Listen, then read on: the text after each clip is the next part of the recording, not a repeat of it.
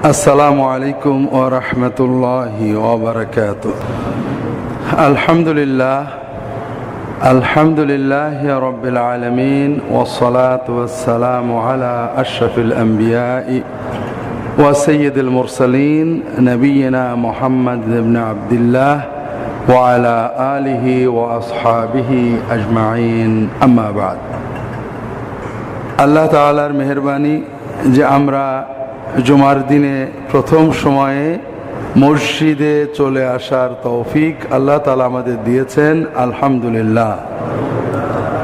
আমরা আগের জুমায় সম্ভবত আমরা খাওয়ার আদব আলোচনা করছিলাম। আমরা জানি আমাদের কিছু দৈনন্দিন জাগতিক কাজ আছে, হিন্দু, মুসলমান, বৌদ্ধ, খ্রিস্টান, আস্তিক, নাস্তিক সকলেরই করতে হয়। এ সকল ক্ষেত্রেও ইসলামের কিছু আদব, কিছু নির্দেশনা আছে। ইবাদত যেটা আল্লাহ তাআলার সন্তুষ্টির জন্যই আমরা করি, জাগতিক কাজে করি না, এটা 16 আনায় প্রেসক্রিপশন করে দেন আল্লাহ তার রাসূল সাল্লাল্লাহু আলাইহি ওয়াসাল্লামের মাধ্যমে। আর বাকি জাগতিক কাজে আল্লাহ কিছু নিয়ম কানুন দিয়ে দেন। যেমন একজন ডাক্তারের কাছে যখন আপনি যান, আপনার শারীরিক সুস্থতার জন্য যে ঔষধের প্রয়োজন, ওটা উনি কোন বারে কয় ফোঁটা, খাওয়ার আগে, খাওয়ার পরে, 1 ট্যাবলেট, 2, সব বলে দেবে। আর এরপর বলে দেবে, ভালো ডাক্তার অনেক সময় যে এইগুলো খাবেন না, গরুর গোশত খাবেন না, এইটা খাবেন না, আর এইগুলো একটু বেশি খাওয়ার চেষ্টা করবেন। ওটা আর কয় ফোঁটা বলে দেন না। ঔষধের ক্ষেত্রে ডাক্তার সাহেব কয় ট্যাবলেট খাওয়ার আগে না পরে, কয়বার খাবেন, কত ঘন্টা পরে, সব লিখে দেয়। কারণ এটা নিয়মের বাইরে গেলে কাম তো হবেই না, উল্টো ক্ষতিও হয়ে যেতে পারে। কোন ওষুধের সাথে কোন ওষুধ মিলালে ক্ষতি হবে তাও ডাক্তাররা বলে দেন। কত ঘন্টা পরে খাবেন, কয়দিন খাবেন, কয়দিনই শেষ করবেন, আগেও করবেন না, পরেও করবেন না, এগুলো সব ডাক্তার সাহেবকে বলে দিতে হয়। যে ডাক্তার ক্লিয়ার করেন না, আমরাই বিরক্ত। ওষুধ দেখি খাওয়ার আগে না খাওয়ার পরে, ডাক্তার লিখলো না কেন? এজন্য আমাদের ইমান যেটা আমরা এনেছি, লা ইলাহা ইল্লাল্লাহু মুহাম্মাদুর রাসূলুল্লাহ, ইবাদত করব আল্লাহ তাআলার, মুহাম্মদ সাল্লাল্লাহু আলাইহি ওয়াসাল্লামের তরিকায়। আল্লাহ তাআলার রেজামন্দি সন্তুষ্টির জন্য যেগুলো দুনিয়ার কোনো কারণে করা হয় না, একান্তই আল্লাহর জন্য করা হয়, এগুলো রাসূলুল্লাহ সাল্লাল্লাহু আলাইহি ওয়াসাল্লাম 16 আনায় প্রেসক্রিপশন লিখে দিয়েছেন। এর আগে পিছে, ডানে বায়ে, কম বেশি কিছুই করার সুযোগ আমাদের নেই। আর যেগুলো পথ্য, এগুলোর জন্য রাসূলুল্লাহ সাল্লাল্লাহু আলাইহি ওয়াসাল্লাম আমাদেরকে মূলনীতি শিখিয়ে দিয়েছেন। এর ভিতরে থেকে আমরা কিছু 19-20 করতে পারবো। তো এই ধরনের কিছু বিষয় আমরা অনেক দিন আগে সালামের আদব আলোচনা করছিলাম। আমরা মনে করি সালাম একটা ধর্মীয় ব্যাপার বোধহয় শুধু। আসলে সালাম বলতে যে গ্রিটিংস, সম্ভাষণ, এটা একটা সর্বজনীন বিষয়। একজন একজনের সাথে দেখা হলে কোনো না কোনোভাবে মনের তার প্রতি ভালোবাসা, শ্রদ্ধা বা ওয়েলকাম জানায়। কেউ মাথা নট করে, কেউ হাই বলে, কেউ গুড মর্নিং বলে, কেউ নমস্তে, নমস্কার বলে, কিছু না কিছু বলা হয়। তো এটা একটা সর্বজনীন জাগতিক বিষয়। এক্ষেত্রে ইসলামের কিছু আদব আছে, কিছু আদেশ আছে, কিছু নিষেধ আছে। আপনি যদি কিছুই না বলেন, দেখা হলো কেমন আছো ভাই, ভালো আছো, আপনার গুনাহ হবে না। যদি আপনি সালাম বলেন, ইসলামী আদবে সালাম, মুসাফা ইত্যাদি রক্ষা করেন, সওয়াব হবে, অনেক সওয়াব পাবেন। আর যদি যেটা রাসূলুল্লাহ নিষেধ করেছেন সেটা করেন, মাথা নত করেন, হাত এমন করেন, বুক ঝোঁকান, মুখ ঝোঁকান, তাহলে গুনাহ হবে। এটা হলো ইসলামের জাগতিক ক্ষেত্রের বাউন্ডারি। দিনের ইবাদতের বাউন্ডারি একটাই, কমানোও যাবে না, বাড়ানোও যাবে না। আর মুআমালাতের ক্ষেত্রে বাউন্ডারিটা অনেকটা প্রশস্ত। আপনি দেখা হলে একজনকে সালাম দেননি, এজন্য আপনার গুনাহ হবে না। হ্যাঁ, সালাম দিলে, উত্তর না দিলে গুনাহ হবে, সেটা ভিন্ন কথা। আপনি সালাম না দিয়ে কথা বলেছেন, গল্প করেছেন, অনেক সওয়াব আপনার নষ্ট হয়ে গেছে, কিন্তু গুনাহ এখন পর্যন্ত হয়নি। কিন্তু রাসূলুল্লাহ বলেছেন, আয়ানহানি বাদুন আলাই বাদিন ইয়া রাসূলুল্লাহ। সাহাবীরা প্রশ্ন করলেন, আমরা কি একজনের জন্য নত হব, মাথা নত করবো, মাথা ঝুঁকাবো, নট করব? রাসূলুল্লাহ বলেন না, যেটা নিষেধ করেছেন ওটা করলে গুনাহ হবে। তো এটা হলো মুআমালাত, অর্থাৎ আমাদের পারস্পরিক গ্রিটিংসের ক্ষেত্রে ইসলামের যে বাউন্ডারি, এটা আমরা আগে আলোচনা করেছি। আমরা দেখেছি এক্ষেত্রে আমাদের অনেক ভুল আছে। আমরা অনেক সময় দেখা হলেই সালাম দিই না, শুধু কথার জন্য সালাম দিই, অর্থাৎ একজন মুসলমানের পাশ দিয়ে চলে যাই, সালাম দিই না। কেউ সালাম দিলে দাঁড়িয়ে পড়ি, নিশ্চয়ই কোনো কথা বলবে। ইসলামী সালামটা হলো পাশ দিয়ে চলে গেলে সালাম দিয়ে চলে যাবে, কথা ভিন্ন জিনিস, কিন্তু সালাম সবাইকে দিতে হবে। আমরা অনেক সময় কে আগে কে সালাম দেবে এটা সামাজিক মর্যাদার উপরে নির্ভর করে, অর্থাৎ এমপি সাহেব, ডিসি সাহেব, মন্ত্রী সাহেব, বস সাহেব, স্যার সাহেবকে সাবঅর্ডিনেটটা আগে সালাম দেবে। ইসলাম তা বলে না। ইসলাম কিছু আদব শিখিয়েছে যে আসবে সে যারা আগে থেকে আছে তাদেরকে সালাম দেবে, তাদের স্যার ছাত্রদের সালাম দেবে, যিনি মাহফিলে আসবেন হুজুর মৌলানা তিনি উপস্থিতদের সালাম দেবেন, ইত্যাদি আদব রাসূলুল্লাহ সাল্লাল্লাহু আলাইহি ওয়াসাল্লাম শিখিয়েছেন। সালামের ক্ষেত্রে আমরা আরো যে ভুল করি সেটা হলো আসসালামু আলাইকুম অথবা সালাম আলাইকুম বললেও চলবে, কারণ সালামুন আলাইকুম এটা ইসলামী সালাম, কিন্তু সালাম আলাইকুম এটা ইসলামী সালাম না। এটা আমরা অনেকেই এটা ব্যবহার করি, অল্পতেই আমরা অনেক সওয়াব পেতে পারি যদি একটু সচেতন হয়ে আসসালামু আলাইকুমটা সুন্দর করে বলি। আলাইকুম মাখরাজ হয়তো হবে না, সমস্যা নেই, এটা কোরআন তেলাওয়াত না, নামাজ না, কিন্তু আসসালামু বলা তো সহজ, আলাইকুমটা তো বলা যায় অন্তত। এর বদলে যদি সালাম আলাইকুম বলি, সালাম আলাইকুম, তাহলে এটা ইসলামী সালামকে উপহাস করা হয় এবং অর্থটাও খারাপ হয়ে যায়, মানে তোমার উপর ইট পাটকেল পড়ুক। তো এই জন্য এগুলো আমরা দেখেছি পূর্ববর্তী আলোচনায়। এবারে বলার উদ্দেশ্য হলো আপনাদেরকে মনে করিয়ে দেওয়া। ঠিক তেমনই একটা জাগতিক কাজ মূলত পানাহার। পৃথিবীতে প্রতিটি প্রাণী পানাহার করে, জীবনের তাগিদেই করে। বিশ্বাস অবিশ্বাসের প্রশ্ন না, ধর্ম অধর্মের প্রশ্ন না, জীবনের তাগিদে বেঁচে থাকার জন্যই পানাহার করতে হয়, ইস্তেঞ্জা করতে হয়, বাড়ি ঘরে বাস করতে হয়। এটা মানবিক প্রয়োজন, জাগতিক বিষয়। আর এক্ষেত্রেও ইসলাম আমাদেরকে কিছু বাউন্ডারি দিয়েছে। কিছু জিনিস আছে আপনি নবীজির তরিকায় করবেন না, কোনো গুনাহ হবে না, সওয়াব হবে না, নো প্রবলেম, করলে সওয়াব হবে। আর কিছু জিনিস আছে আপনি সেখানে ঢুকলে গুনাহ হবে। তাহলে একটা হলো ফরজ হারাম, সুন্নতের ফরজ ও হারাম বৃত্ত, আর একটা সুন্নতেরই নফল মুস্তাহাব বৃত্ত। রাসূলুল্লাহ সাল্লাল্লাহু আলাইহি ওয়াসাল্লাম সবই শিখাইছেন, সে অর্থে সবই সুন্নত, রাসূলুল্লাহ সাল্লাল্লাহু আলাইহি ওয়াসাল্লামের শেখানো তরিকা। কিন্তু এর ভিতরে ফরজ হারাম আছে, নফল মুস্তাহাব মাকরু এগুলো আছে। তা আমরা গতদিনে আলোচনা করছিলাম, আমরা সাধারণত আমাদের দেশের ধর্মাচার, ধর্মীয় অনুষ্ঠান, ধার্মিকতার মানদণ্ড, ধার্মিকতার মেয়ার হয়ে গিয়েছে নফল মুস্তাহাব। রাসূলুল্লাহ সাল্লাল্লাহু আলাইহি ওয়াসাল্লাম কিন্তু এইভাবে আমাদের শেখাননি। নফল মুস্তাহাব এটা হলো প্রতিযোগিতার জন্য, গোল্ডেন এ পাওয়ার জন্য, এ প্লাস পাওয়ার জন্য, এ মাইনাস, এ বি ইত্যাদি পাওয়ার জন্য। মূল যেটা সেটা হলো ফরজ, ওয়াজিব, হালাম ইত্যাদি। তা আমরা গতদিনে পানাহারের আদবের ফরজ আদবগুলো আলোচনা করছি। ফরজ আদবের ভিতরে রয়েছে হালাল খাওয়া, হারাম খাওয়া থেকে আত্মরক্ষা করা। 2 নম্বর অহংকার থেকে আত্মরক্ষা করা। 3 নম্বর অপচয় থেকে আত্মরক্ষা করা। এই 3টে বিষয় আমরা গতদিনে আলোচনা করছিলাম, আশা করি আপনারা শুনছিলেন। তাহলে আমাদের আদব বললেই আমরা ছোটখাটো বিষয়, দস্তরখান 3 আঙ্গুলে খেতে হবে বা 4 আঙ্গুলে খেতে হবে এরকম কিছু, অথবা কাঁটা চামচ ব্যবহার করা যাবে না, অথবা সবাই মিলে একসাথে খেতে হবে, এগুলো হলো মুস্তাহাব নফল আদব। আবার কোনোটা ঠিকও না, যেমন ছুরি কাঁটা ব্যবহার করা যাবে না, রাসূলুল্লাহ নিজেই ছুরি দিয়ে কেটে খেয়েছেন, আমরা পরে বলবো। অথবা চামচ দিয়ে খাওয়া যাবে না, হাত দিয়েই খেতে হবে, এগুলো ওইভাবে ইসলামী আদবের অংশ না। কিছু আদব, দস্তরখান ব্যবহার করা, বসাটা মানে আদবের সাথে বিনম্রতার সাথে বসা, এগুলো আদব। কিন্তু এই আদবগুলো অধিকাংশই মুস্তাহাব আদব।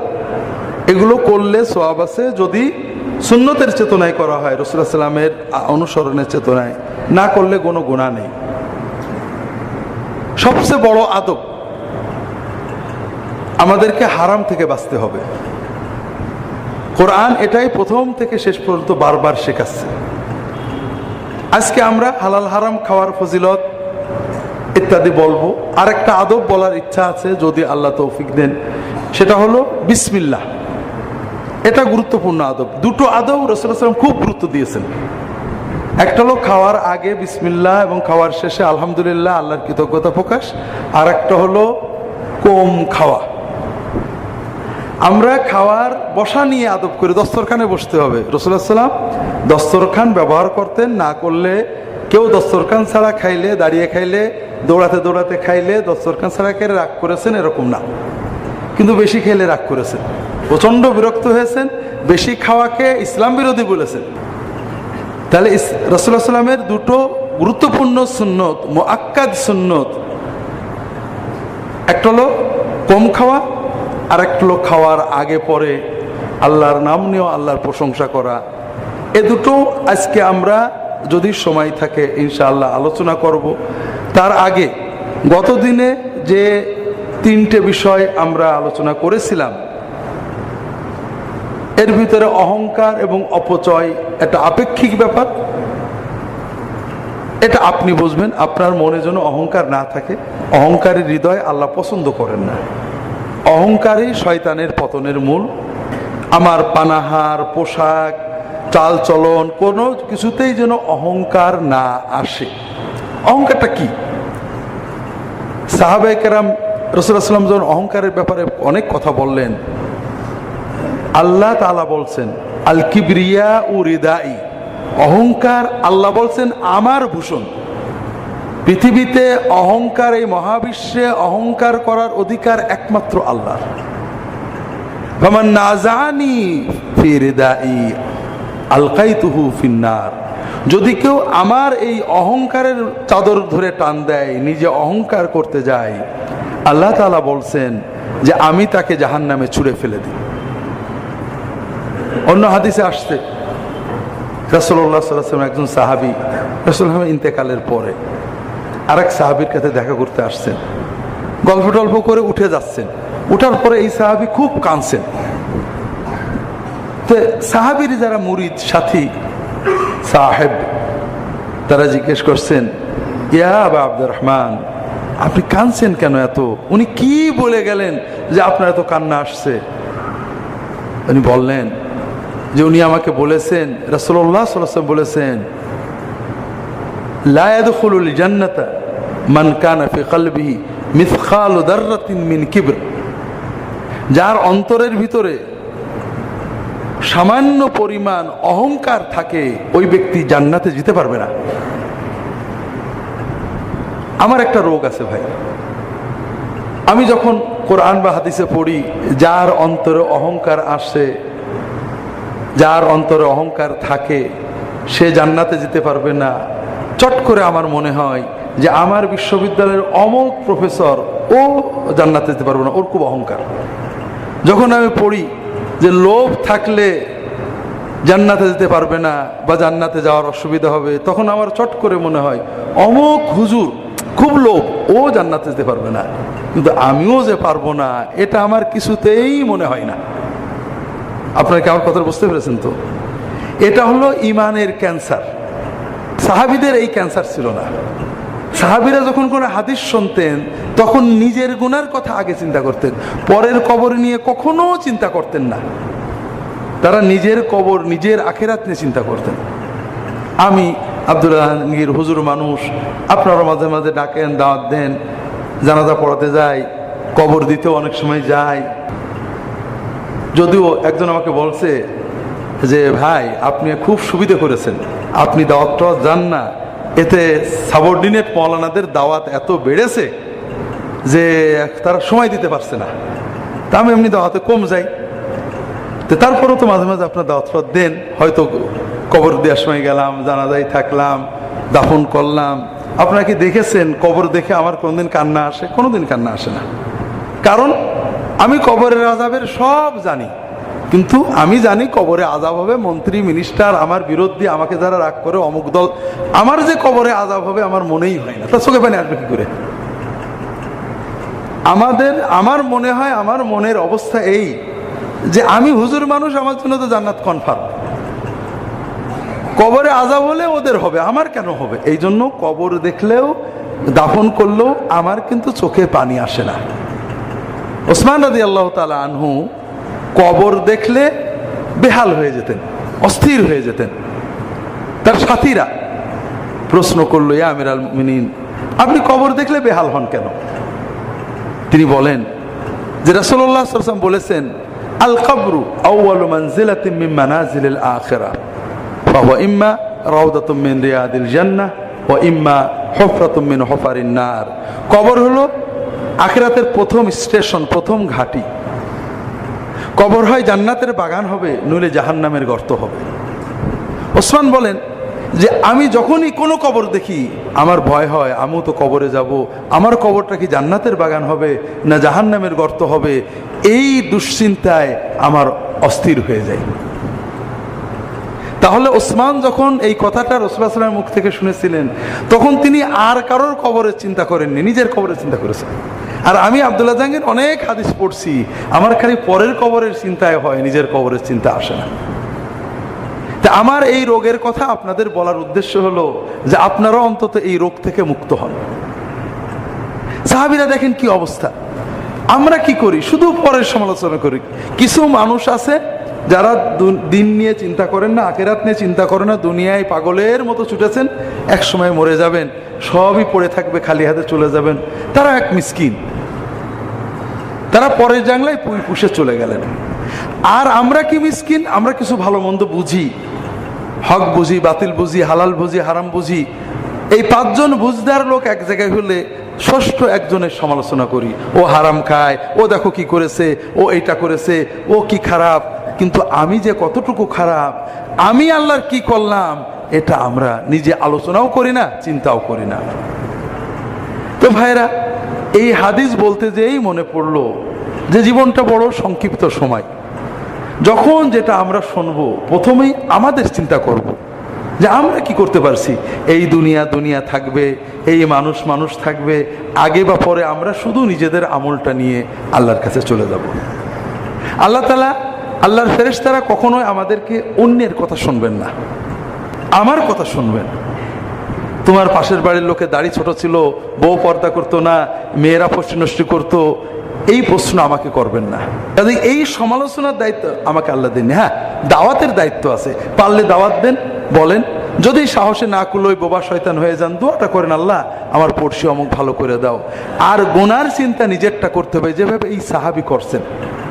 তিনি বলছেন, ওই সাহাবী যে আমাকে বললেন যে হৃদয়ে অহংকার থাকলে জান্নাতে যাওয়া যাবে না, তাই আমার খুব ভয় হচ্ছে, কখন জানি কিভাবে আমার অন্তরে হয়তো অহংকার এসে গেছে, হয়তো কিয়ামতের দিন আমাকে আটকা পড়তে হবে, এই ভয়ে আমার কান্না আসছে, আমি ঠেকাতে পারছি না। অহংকার হৃদয়ের বিষয়, অহংকার বাইরের বিষয়, বাইরে কিছু প্রকাশ পায়। সাহাবীরা প্রশ্ন করছে, ইয়া রাসূলুল্লাহ, আমরা তো সৌন্দর্য চাই, সুন্দর জামা, সুন্দর কাপড়, সুন্দর চুল, সুন্দর পোশাক, সুন্দর বাড়ি, সুন্দর বাহন, এটা কি অহংকার? তিনি বলেন, না, ইন্নাল্লাহ জামিলুন ইউহিব্বুল জামাল, আল্লাহ সুন্দর, সৌন্দর্য পছন্দ করেন। অহংকার হলো বাতারুক হক ওয়া গামতুন নাস, অহংকার হল হৃদয়ের ভিতরে নিজেকে অন্যের চেয়ে বড় মনে করা। আর এই বড় মনে করার প্রকাশ হলো যে মানুষকে ছোট মনে করা, মানুষকে অবজ্ঞা করা, মানুষের প্রতি হেয় মনোভাব নিয়ে মনে রাখা বা তাকানো, আর সত্যকে গ্রহণ করতে কষ্ট লাগা। তাই জন্য ভাইয়েরা, অহংকার আমাদের ব্যক্তিগত অনুভূতি। আপনি হাসপাতালে বসেছেন, বাসে বসেছেন, পাশে একজন, আমি যেমন বসেছি, আমার পাশে একজন হুজুর বসেছে, হুজুরের জামাটা ছেঁড়া, নাকে পানি পড়ছে, অথবা কিছু জয়ীফ হাদিস বলছে। আমি বলছি, দেখো কি সব এই অভদ্র হুজুররা ইসলামটা শেষ করে দিল, এটা হলো আমার মহাপাপ। আমার ওই সময় চিন্তা করা, মাশাআল্লাহ আলহামদুলিল্লাহ, আল্লাহ তুমি দয়া করে আমার কিছু জ্ঞান দিয়েছো, আমার কাপড়টা পরিষ্কার রাখা তৌফিক দিয়েছো, আমাকে জহিব হাদিস থেকে মুক্ত করেছো, আল্লাহ তোমার দয়া, তোমার এই বান্দা তোমার জন্য কাজ করে, অত বুঝিনি, আল্লাহ তুমি আমাকেও মাফ করো, তাকেও মাফ করো। এটা হলো আব্দের চিন্তা, যে বান্দা চিন্তা করে যে আমারটা আমার না, আমার মালিক আমাকে দয়া করে দিয়েছে। এইটা হলো আব্দের অবদিয়াতের চিন্তা। এটা যদি আপনার থাকে, আপনার যা আছে, আপনার টাকা আছে, ছেলে পেলে বড় লোক আছে, ক্ষমতা আছে, খাদ্য বেশি খাচ্ছেন, আপনি ভালো আছেন, যাই আছে, আপনি যখনই বুঝবেন এটা মালিকের দেওয়া, আল্লাহ তুমি দয়া করে দিছো, আর অহংকার থাকলো না। আর যখনই আপনি মনে করলেন এটা আমার, আমি এই সময়ে এই চেষ্টা করছিলাম, এই ভোটটা করছিলাম, এই কাম করছিলাম বলে আজকে আমার এত, তার মানে আপনি শয়তানের খপ্পরে পড়ে গেছেন। আপনার সব কিছুর পরেও আপনি যে নেয়ামতে আছেন সেটা নাও থাকতে পারতো। আপনি যেটুকু করেছেন এটাও আল্লাহর দয়া, আপনি যেটা পেয়েছেন এটা আল্লাহর দয়া। এই জন্য অহংকার আপেক্ষিক। অহংকার আপনার অন্তর থেকে দূর করবেন। এটা দূর করার উপায় সকল নেয়ামতকে আল্লাহর দেওয়া মনে করা। আল্লাহ আমাদেরকে খড়ম পড়ে জঙ্গলে থাকতে বলেননি। রাসূলুল্লাহ সাল্লাল্লাহু আলাইহি ওয়াসাল্লাম বলছেন যে একজন ব্যক্তি খেতে পায়নি, মুমিন, সে সবর করে, যে আল্লাহ তুমি কষ্ট দিয়েছো, এর ভিতর নিশ্চয় ভালো, তুমি কাটিয়ে দাও, সবর করে যেমন সওয়াব পায়। একজন যে যাকে আল্লাহ অনেক দিয়েছেন, আল্লাহর নিয়ামত ভোগ করে শুকর করেও সে ওই রকম সওয়াব পেয়ে যায়। কাজে আপনার অবস্থায় আপনি অন্তরটাকে আল্লাহর দিকে রাখবেন, তাহলেই অহংকার থেকে মুক্ত হতে পারবেন। অপচয় আপেক্ষিক ব্যাপার। আপনার সামাজিক স্ট্যাটাসে আপনি পোশাকটা পরবেন, এটা আল্লাহ রাসূল সাল্লাল্লাহু আলাইহি ওয়াসাল্লাম বলেছেন। আল্লাহ তাআলা কাউকে যদি মর্যাদা, সম্পদ, সম্মান দেন, আল্লাহ চান যে তার চাল চলন, পোশাক আশাক এটা প্রকাশ পাক। কাজে আপনার টাকা পয়সা আছে, আপনি ছেঁড়া কাপড় পরে বেড়াচ্ছেন, এটা বলেন না আল্লাহ। তবে বানাহার পোশাক আশাকে অহংকার হলো, অপচয় হলো যে আপনার হৃদয়ে ঢুকে গেছে। আপনি একটা ছিঁড়া জামা পরে বাইরে গেলে হঠাৎ দেখেন ছিঁড়া, বারবার মানুষ দেখে ফেললো, তার মানে আপনার ভিতর অহংবোধ আছে। আপনি নতুন জামা পরলে যেমন আল্লাহর খুশি লাগে, ছিঁড়া জামা পরলো আলহামদুলিল্লাহ, কে দেখলো কি, এই অনুভূতি আপনারা তো হিট করে না, তাহলে বুঝবেন যে আপনার মন আল্লাহর দিকে গিয়েছেন। রাসূলুল্লাহ সাল্লাল্লাহু আলাইহি ওয়াসাল্লাম মাঝে মাঝে অনেক দামি পোশাক পরেছেন, তো অধিকাংশ সময় খুবই সাধারণ পোশাক পরতেন। যখন পোশাক আপনার মালিক হয়ে যাবে, তখন আপনি পোশাকের দাস হয়ে যাবেন। আর আপনি যখন পোশাকের মালিক হয়ে যাবেন, ভালো পোশাক আল্লাহ তুমি আলহামদুলিল্লাহ, একজন দেখেছে আপনার গায়ে কি পোশাক আছে, এটা আপনাকে বিব্রত করে না। ভালো পোশাক পরলে আলহামদুলিল্লাহ, খারাপ পোশাকেও আলহামদুলিল্লাহ, তাহলে বুঝবেন আপনি পোশাকের মালিক, পোশাক আপনার মালিক না। ভ্যানে চললো আপনার যেমন লাগে, গাড়িতে চললো আপনার তেমনই লাগে। আপনি গাড়িতে চড়েন, আজকে ভ্যানে যাচ্ছেন, মানুষজন দেখে ফেললো, তাহলে বুঝতে হবে গাড়ি আপনার মালিক, আপনি গাড়ির মালিক না। তো এই জন্য অন্তরটাকে আল্লাহর সাথে জুড়লেই আমরা অপচয় এবং অহংকার থেকে বাঁচতে পারবো। পানাহার, রাসূলুল্লাহ সাল্লাল্লাহু আলাইহি ওয়াসাল্লাম দামি দামি খাবার তাকে দেওয়া হয়েছে, স্বাদ নিয়েছেন, তবে সাধারণভাবে রাসূলুল্লাহ সাল্লাল্লাহু আলাইহি ওয়াসাল্লাম বলবো কম খেতেন। খাওয়ার চেয়ে খাওয়ানোকে তিনি ভালোবাসতেন। খাওয়ার চেয়ে খাওয়ানোকে, খাওয়ানোটাকে তিনি বড় ইবাদত বলে গণ্য করেছেন, খাওয়াকে না। খাওয়া খাবো, কিন্তু খাওয়াটা আমি না খেয়ে আরেকজনকে দিতে পেরেছি, এটা হলো বড় আনন্দ। আপনাদের অনেকবারই বলি যে দুর্ভাগ্য, এই আনন্দের অনুভূতিটাই আমাদের থেকে চলে যাচ্ছে। পুরো বিশ্ব সভ্যতা আজকে আমাদেরকে খাওয়ার আনন্দ শেখাচ্ছে, খাওয়ানোর যে একটা আনন্দ আছে এটা আমরা ভুলতে বসেছি। ভাই খুব কষ্ট লাগে, গাছে লাশ, খালে লাশ, বিলে লাশ, শিশুর লাশ, মানুষের লাশ, 2 টাকায় লাশ, বিনা টাকায় লাশ, মায়ের হাতে সন্তানের লাশ। মানুষের মানবীয় মূল্যবোধ যেন কোথায় হারিয়ে গেছে। কেন? এটা এমনি হয়নি। এটা আমাদের এই যে বিনোদন মিডিয়া 24 ঘন্টা আমাদের যে জীবন শেখাচ্ছে, আমাদের সামাজিক রাজনৈতিক নেতৃবৃন্দ, এনজিও যে জীবন আমাদের শেখাচ্ছে, এই জীবন হলো ভোগের জীবন। এ শুধু ভোগ নিয়ে উৎকণ্ঠা, ত্যাগের জীবন আমরা ভুলে গেছি। এই উপলক্ষে হঠাৎই মনে পড়লো মনে অনেক কষ্ট থাকে, যেটা আমার পার্সোনাল, এটা তো আপনাদের না, মালিকের কাছে পারলে বললাম, মালিক বুঝবে। কিছু থাকে সামাজিক। আমাকে আমার এক ছোট ভাই গতকাল বলছে যে নিউ একাডেমি স্কুলে বিশাল মেলার আয়োজন হয়েছে, হাউজেও চলবে, শুটিংও চলবে, 10-12 লাখ টাকা নিউ একাডেমিকে দেওয়া হয়েছে। খুশির ব্যাপার, নিউ একাডেমি স্কুল এত লাখ টাকা পেয়েছে। তবে এই লাখ টাকাগুলো তারা পকেট থেকে দেয়নি, তারা 10-12 কোটি টাকা নিয়ে যাবে ঝিনাইদহ থেকে। সেই কোটি টাকা কোনো বৈধ ব্যবসার মাধ্যমে নয়, এই দেশের রিক্সাওয়ালা, শ্রমিক, মজুর, নিম্নবিত্ত মানুষদের পকেট থেকে জুয়া এবং হাউজির নামে। এই 1 মাস 2 মাসের জুয়ার মাধ্যমে, হাউজির মাধ্যমে গান বাজনা হয়, মানুষের তাৎক্ষণিক ভুলে যায়, মেলা হয়, মানুষ বেড়ায়, খুবই স্বাভাবিক ব্যাপার।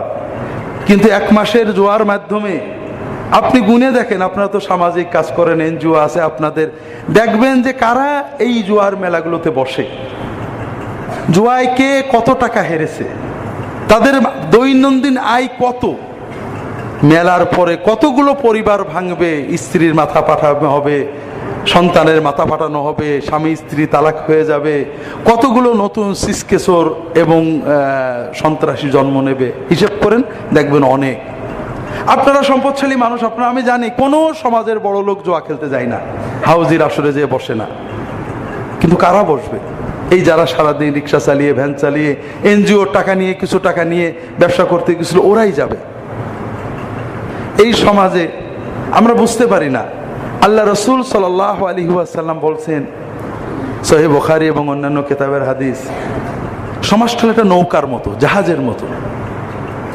যারা এখানে অন্যায় কাজে বাধা দেয়, অন্যায় থেকে নিষেধ করে, সৎ কাজে আদেশ করে আর করে না, তাদের উদাহরণটা হলো, সমাজের কিছু লোক উপরে আছে, নৌকার উপরে, কিছু লোক ভিতরে, বক্সে খোলের ভিতরে, কিছু লোক উপরে। যারা খোলের ভিতরে রয়েছে, তারা যখন পানির দরকার হয়, উপরে আসতে হয়, উপরে এসে বালতি দিয়ে পানি নিয়ে নিচেই যেতে হয়। উপরের মানুষদের একটু সরতে হয়, নড়তে হয়, বিরক্তি প্রকাশ করে। তখন নিচের মানুষরা বলল যে পানি তো আমাদেরই কাছে, আমাদের থেকে পানির দূরত্ব ½ ইঞ্চি, আর উপরওয়ালাদের সাথে কয়েক গজ, উপরে যাব, বালতি দিয়ে পানি নেব, এর চেয়ে আমরা একটা কাঠ সরালেই তো পানি পাবো। তারা কোড়াল দিয়ে একটা কাঠ কাটতে শুরু করলো। এখন উপর আলারা যদি মনে করে, আরে ওদের কাঠ ওরা কাটছে, আমাদের কি, বেঁচে গেলাম, আর বিরক্ত করবে না, পানিও আর নিতে আসবে না, গায়েও পানি পড়বে না, তাহলে পুরো জাহাজটাই ডুববে। শুধু যারা কাঠ খুলেছে তারাই ডুববে না, যারা কাঠ খুলেছে তারাও ডুববে, যারা উপরে আছে তারাও ডুববে। আর যদি ওরা বলে, খবরদার, পানি তক্তা কাটতে পারবে না, তোমাদের অংশ বলে কোনো কথা নেই, পুরো নৌকাটা আমাদের, তোমরা উপরে আসো, পানি নাও, গায়ে পানি ফেলো, ঝগড়া করো, যাই করো, নৌকা কাটতে পারবে না, তাহলে নিচে আলারাও বাঁচবে, উপরওয়ালারাও বাঁচবে। তো ভাইরা, আমরা জুমার মসজিদে উপরওয়ালারা কমই আসেন। যারা উপরওয়ালা আমাদের সমাজের, তাদের তো মসজিদে আসার এত দরকার হয় না। আপনারা এখানে যারা এসেছেন, কেউ হয়তো উপরওয়ালা আছেন, বাকিরা মধ্যমওয়ালা, নিজেরা সাধারণ মানুষ। হয়তোবা যারা একেবারে নিচেওয়ালা, তারা আমাদের ওয়াজ শুনছেন কিনা আল্লাহই জানেন। এই ধরনের মানুষই মেলায় যাবেন, এই ধরনের মানুষেরই পরিবার নষ্ট হবে, এই ধরনের মানুষেরাই প্রতিদিন 100, 200, 300, 400 টাকা হারবেন। এরপরে এনজিও থেকে 2000 টাকা ঋণ নেবেন, 2000 টাকা ঋণ নিয়ে 1500 টাকা হাতে পাবেন, 500 টাকা অলরেডি সুদে চলে যাবে। এরপরে ভাববেন যে কোনোভাবে একটা হাউজি জিতলে সব শোধ করে দেব, কিন্তু হাউজি চলে যাবে, উনি জিততে পারবেন না। হাউজি যখন চলে যাবে, শুটিং যখন চলে যাবে, জোয়া যখন চলে যাবে, তখন ওনার মাথায় 3, 4, 5 হাজার টাকার ঋণ, বাড়িতে বউ খেপে আছে, ছেলে ফেলে খেপে আছে, নিজের ঋণ, মানুষ মনের ভিতরে প্রচণ্ড ক্ষোভ এই জুয়ালাদের প্রতি, কিছুই করতে পারলাম না, এই ক্ষোভ, রাগ, উগ্রতা। আবার মূল্যবোধগুলোও নেই, টিভি মূল্যবোধ শেখাবে না। তখন কি হবে? সামান্য ক্ষোভে মা সন্তানকে হত্যা করে ফেলছে, সামান্য ক্ষোভে, সামান্য সামাজিক রাজনীতিতে ডজন ডজন শিশুগুলোকে হত্যা করে ফেলা হচ্ছে। এই অপরাধ বাড়তেই থাকবে, বাড়তেই থাকবে। আর যখন অপরাধ বাড়বে, আমরা কেউ নিরাপদ থাকবো না, না উপরওয়ালা না নিচেওয়ালা ভাইয়েরা। এই জন্য আমার অনুরোধ হলো, আমরা হয়তো কিছুই করতে পারবো না, কারণ যারা জুয়া খেলাবেন তাদের কোটি কোটি টাকা আয় হবে।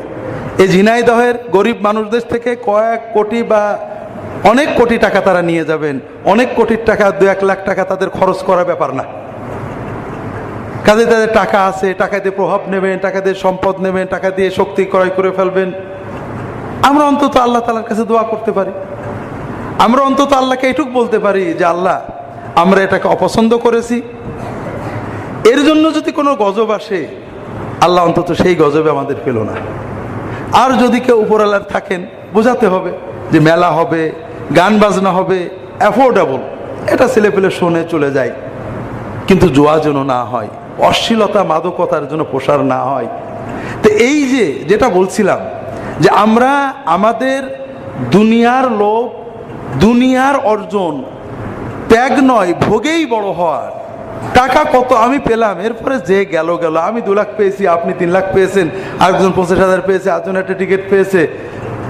এইটা অনুভূতিটা আমাদের ভিতরে এমন হয়ে গেছে যেটাতে একটা মানব সমাজ, সভ্যতা, এখানে আমাদের সন্তানেরা বড় হবে, এই সমাজের মানুষগুলো ভালো হলে আমরা ভালো হব, এই সমাজের মানুষগুলো যেন অন্তত জাতি ধর্ম নির্বিশেষে সৎ হলো, মানবিক হলো, মানবীয় মূল্যবোধগুলো অন্তত প্রমোট হোক। ত্যাগ খাওয়ার আনন্দ নয়, খাওয়ানোও যে একটা আনন্দ, মানুষের কাজ, এটা মানুষ বুঝতে শিখুক। এটা আমরা প্রমোট করতে পারছি না। যাই হোক ভাইরা, যেটা বলতে চেয়েছিলাম, হালাল খাওয়া হারাম খাওয়া, এটা হলো ইসলামের খাওয়ার আদবের প্রথম যে দিকগুলো। অপচয় করো না, যত পারো খাও। অহংকার করো না, যা পারো খাও। হারাম খেও না, হালাল যা পারো খাও। হারাম 2 প্রকারের ভাইরা। একটা হারাম হলো আল্লাহ স্থায়ী হারাম করেছেন, যেমন শুয়োর হারাম, রক্ত হারাম, মৃত প্রাণী হারাম। এই জাতীয় হারাম খুবই কম। কোরআনে শুধু এই 3টে জিনিসই হারাম বলা হয়েছে। আর রাসূলুল্লাহ সাল্লাল্লাহু আলাইহি ওয়াসাল্লাম হিংস্র প্রাণীগুলোকে হারাম করেছেন, যারা মানে কামড়ে গলা ছিঁড়ে খায়, যাদের মানে গোশত মাংসাশী প্রাণী যেগুলো, আর পাখির ভিতরে মাংসাশী পাখি যেগুলো, এগুলোকে হারাম করেছেন রাসূলুল্লাহ সাল্লাল্লাহু আলাইহি ওয়াসাল্লাম। এছাড়া মূলত সবই মুবাহ। আর হারামের আরেকটা, এছাড়া কুকুর হারাম, রাসূলুল্লাহ সাল্লাল্লাহু আলাইহি ওয়াসাল্লাম হারাম করেছেন। আরেকটা হারাম হলো যেটা উপার্জনের কারণে হারাম হয়, অর্থাৎ জুলুম করে, অবৈধভাবে, ফাঁকি দিয়ে যে উপার্জন আমরা করি, এটা হলো আরেকটা হারাম। এখানেও আমরা খুবই খুবই অধার্মিকতা করি। শুয়োর খান, কোরআনে যত জায়গায় আল্লাহ শুয়োর হারাম করেছেন, প্রায় সব জায়গায় আল্লাহ বলেছেন শুয়োর, রক্ত, মরা প্রাণী খেও না, হারাম, তবে জীবন বাঁচাতে খেতে পারো।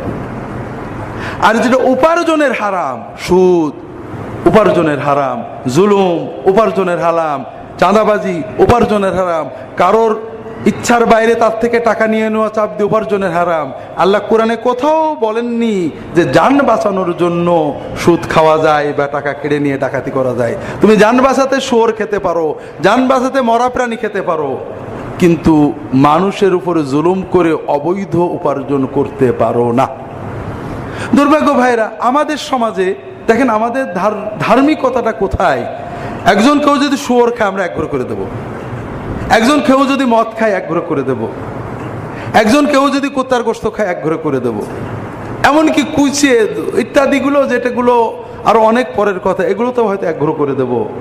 কিন্তু একজন যৌতুক নেয়, একজন ওজনে কম দেয়, একজন সুদ খায়, একজন ঘুষ খায়, এজন্য তাকে 1 ঘরে করা তো দূরের কথা, তার সাথে আত্মীয়তা করতে, তাকে আমার কুটুম বানাতে, আমার মাহফিলের প্রধান অতিথি বানাতেও আমরা কোনো রকমের অন্তরের গভীরেও কোনো আপত্তি বোধ করি না। ভাইরা, আমাদের কাউকে দোষ দেওয়ার উদ্দেশ্য না, আমার ঈমান চেক করা। আপনি দেখেন আপনার অন্তরে ঘৃণা আছে কিনা। যদি এই হারাম খাওয়ার প্রতি কোনো ঘৃণা থাকে, তাহলে আপনি তো আটকে গেলেন যে এই মহা হারাম। শুয়োর খাওয়ার চেয়ে সুদ খাওয়া, ঘুষ খাওয়া, জুলুম করা, যৌতুক নেওয়া অনেক বেশি হারাম, কিন্তু আপনি কম হারামকে অনেক ঘৃণা করেন।